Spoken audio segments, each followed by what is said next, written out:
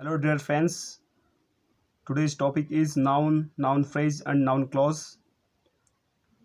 Noun phrase और noun clause को समझने से पहले नाउन को अच्छी तरह से समझना पड़ेगा। केवल नाउन की परिभाषा समझ करके नाउन फ्रेज और नाउन क्लॉज समझ में नहीं आएगा। नाउन के फंक्शन जैसे मैंने पिछले चैप्टर में पढ़ाया था आपको, 4 प्रकार से होते हैं। वो किसी सेंटेंस में क्रिया का सब्जेक्ट के रूप में कार्य करता है, किसी सेंटेंस में क्रिया का ऑब्जेक्ट, और किसी सेंटेंस में प्रीपोजिशन का ऑब्जेक्ट, और कहीं पे कॉम्प्लीमेंट के रूप में कार्य करता है। उसी प्रकार जैसे नाउन कार्य करता है वैसे ही नाउन फ्रेज और नाउन क्लॉज भी कार्य करते हैं। लेकिन नाउन क्या होता है, नाउन किसी एक शब्द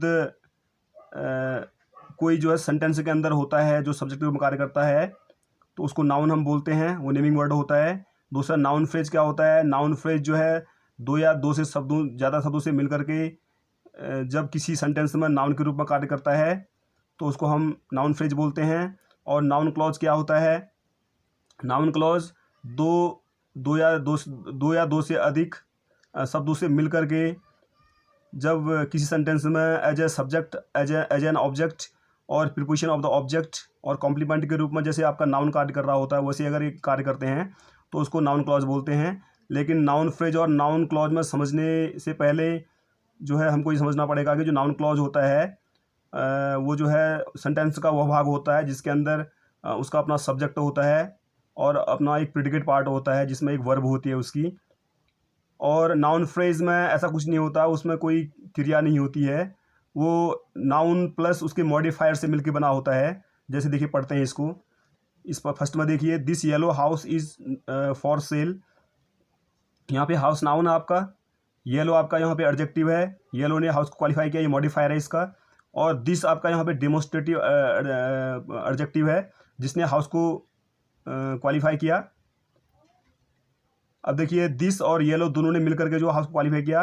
अब मैंने कहा कि नाउन फ्रेज जो है नाउन प्लस उसके मॉडिफायर से मिलकर बना होता है। अब ये तीनों ने मिलकर के जो है यहाँ पे इस जो आपका इसका सब्जेक्ट के रूप में कार्य कर रहा है। जैसे नाउन कार्य करता है तो इसने भी नाउन के रूप में कार्य किया है, तो ये आपका नाउन फ्रेज है। दूसरा, I want A carrom board.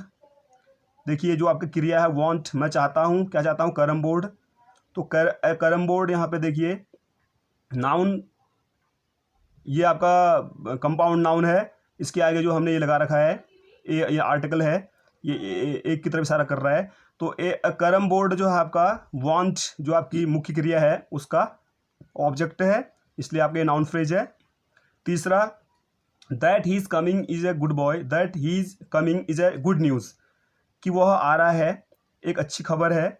अब यहाँ पे जो आपका ये क्रिया है इसके पहले जो पूरा का पूरा जो आपका एक क्लॉज देख रहे हैं आप, दैट ही इज़ कमिंग, इसमें मैंने कहा था कि जो सेंटेंस का एक भाग होता है जिसके अपना सब्जेक्ट होता है, सब्जेक्ट यहाँ पे है जो आपका एज ए प्रोनाउन यहाँ पे है ही, और इसकी एक क्रिया भी है, मुख्य क्रिया भी है। ये मिला करके जो आपका एक क्लॉज है, तो ये क्रिया का जो है एज ए सब्जेक्ट के रूप में कार्य कर रहा है, ये आपका क्या है, नाउन क्लॉज है। He asked me what my name was.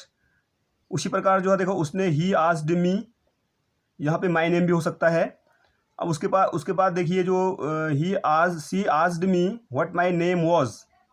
What my name was ये आपका जो है एज एन ऑब्जेक्ट के रूप में कार्य कर रहा है यहाँ पे, ये भी आपका जो है नाउन क्लॉज है। यहाँ पे ऐसे भी हो सकता है he asked me my name भी हो सकता था।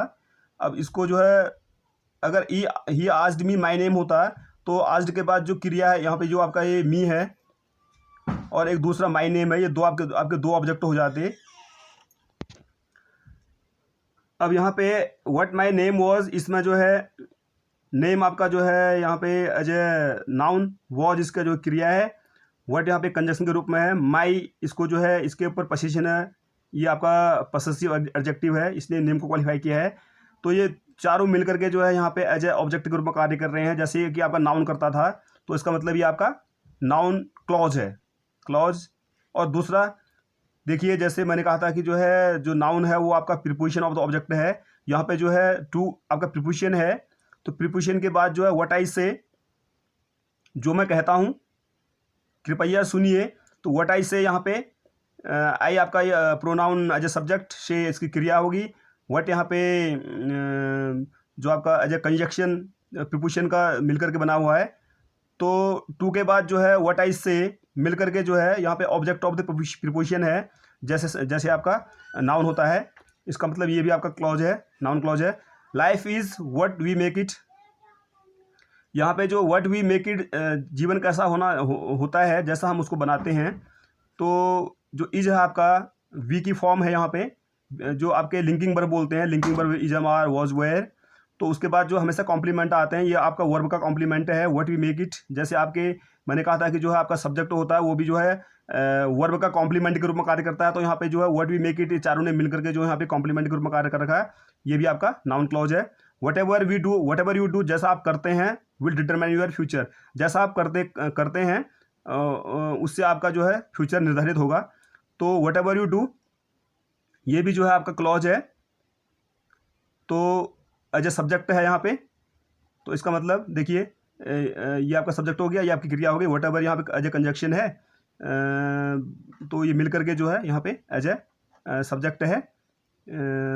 जैसे आपका नाउन कार्य करता है सब्जेक्ट के रूप में, ये इन तीनों ने मिलकर के सब्जेक्ट के रूप में कार्य किया, नाउन क्लॉज है।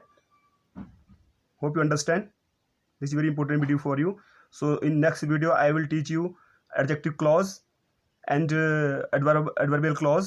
So please keep on watching and like, share and comment and subscribe if you want more videos from me. Thank you.